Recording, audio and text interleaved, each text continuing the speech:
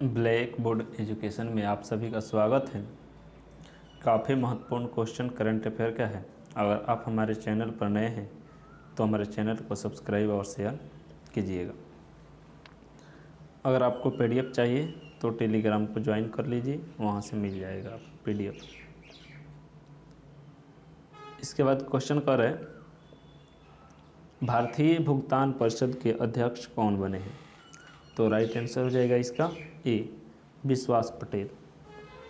उसके बाद कर रहे हैं, किस राज्य सरकार ने सपोर्ट्स डिजिटल एक्सपीरियंस सेंटर शुरू करने के लिए सैमसंग के साथ समझौता किया है? तो इसका राइट आंसर हो जाएगा बी, मणिपुर ने किया है।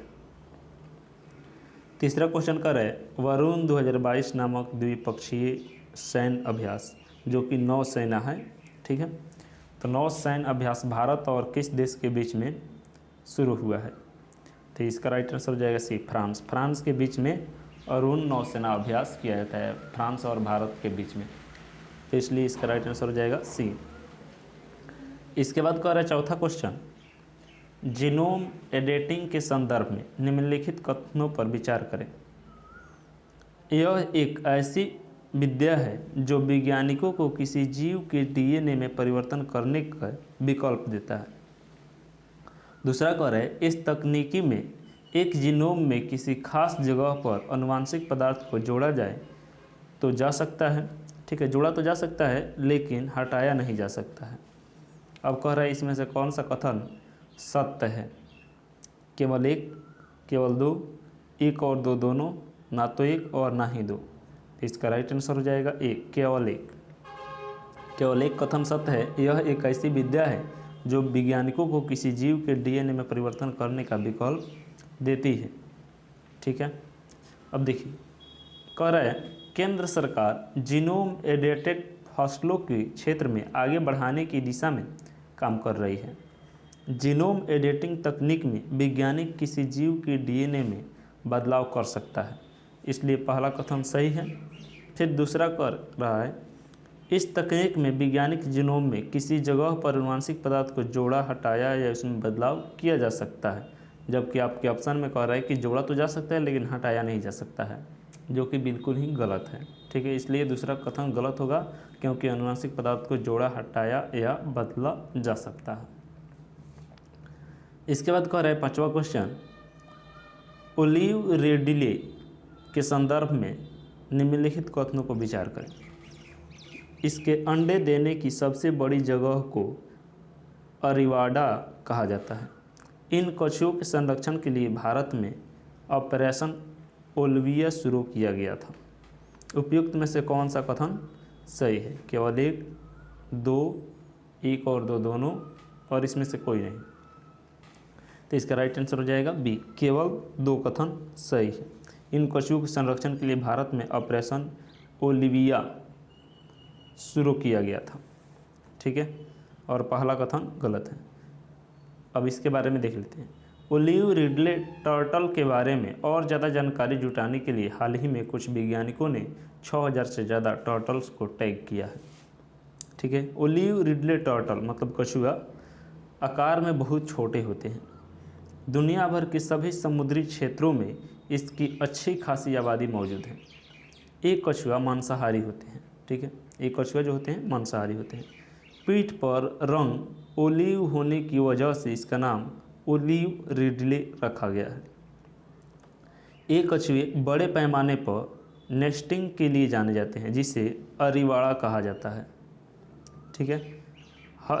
उड़ीसा का गहीरमाथा वन्यजीव अभयारण्य, जो गहीरमाथा वन्यजीव अभयारण्य है उड़ीसा में, समुद्री कछुओं की नेस्टिंग के लिए सबसे बड़ा आश्रय स्थल है, इसलिए पहला कथन जो है गलत है,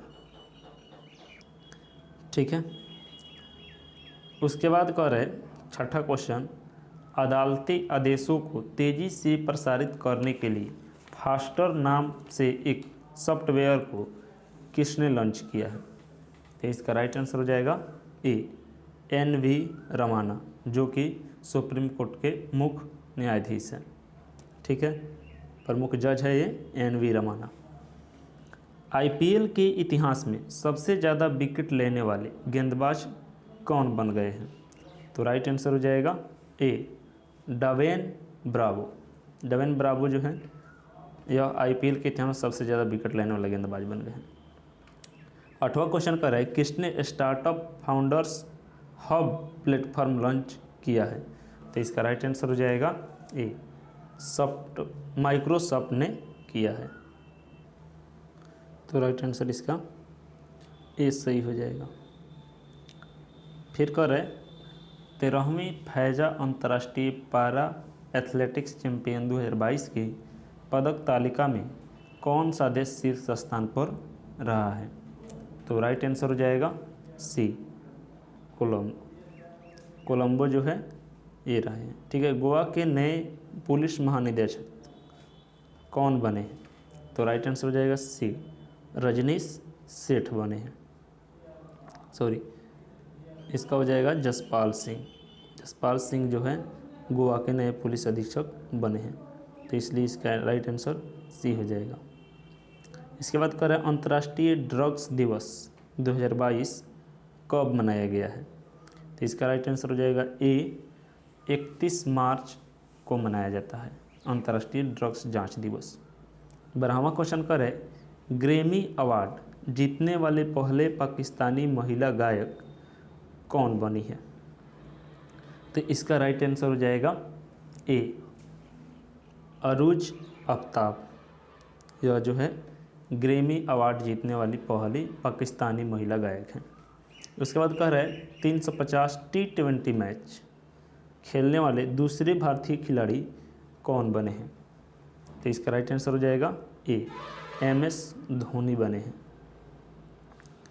इसके बाद कह रहे 14वां क्वेश्चन प्राय सुर्खियों में रहने वाला ट्रांसक्रिप्शन एंटीवियर लाइफ इन्फेक्टर न्यूक्लियस क्या है? अब ऑप्शन दे रहे हैं रोगियों में रोगवाहक के सटीक पहचान में उपयोग किया जाने वाला जैव संवेदक। ठीक है, दूसरा कह रहे हैं जीनोम संपादन हेतु उपकरण, और तीसरा ऑप्शन है अनुवांशिक रूप से संशोधित फसलों में संश्लेषित शाकनाशी पदार्थ। तो इसका राइट आंसर हो जाएगा बी, जीनोम संपादन हेतु उपकरण। ठीक है, अब इसके बारे में देख लेते हैं।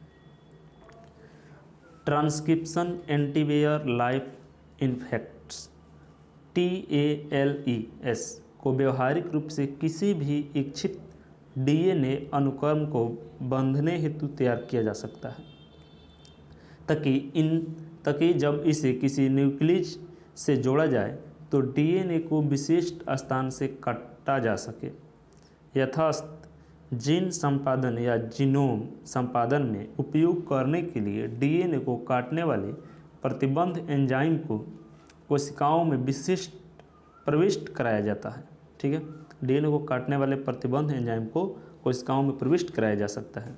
इन तकनीक को इंजीनियर्ड न्यूक्लियस के साथ जीनोम संपादन के नाम से जाना जाता है, इसलिए कथन बी जो है सही है। अगला क्वेश्चन है अंटार्कटिका के संदर्भ में कौन सा कथन जो है इसको विचार करना है। यह दुनिया का सबसे ऊंचा महाद्वीप है। उसके बाद कह रहे हैं इसकी आधार शैल समुद्री तल स्तर से नीचा है, और तीसरा कह रहा है मैत्री यहाँ भारत का पहला अस्थायी शोध संस्थान है। ठीक है, तो इसमें पहला और दूसरा कथन सही है, तीसरा गलत है। मैत्री नहीं होगा, गंगोत्री होगा। ठीक है, तो राइट आंसर इसका 1 और 2, इसलिए ई इसका राइट आंसर हो जाएगा। व्याख्या पढ़ते हाल ही में लोकसभा में अंटार्कटिका विधेयक पेश किया गया। इस बिल का मकसद इस महाद्वीप पर किए जाने वाले दौरे को गतिविधि का विनिमय करना है। नियमों का उल्लंघन की स्थिति में दंड का प्रावधान भी बिल में है। बर्फ़ की अत्यधिक ऊंचाई के कारण यहाँ महाद्वीप विश्व में सबसे अधिक औसत माध्य ऊंचाई वाला महाद्वीप है, इसलिए पहला कथन जो है सही है। हालांकि इसकी आधार शैल समुद्र स्तर से नीचे है, इसलिए दूसरा कथन यहाँ सही है। इस महाद्वीप का 30% से ज़्यादा हिस्सा रॉस हिम मग्न तट का है। ठीक है, तो यहाँ पर पहला दूसरा कथन जो है सही है, और तीसरा जो है बिल्कुल ही गलत है। तो राइट आंसर इसका ए हो जाएगा। Thank you.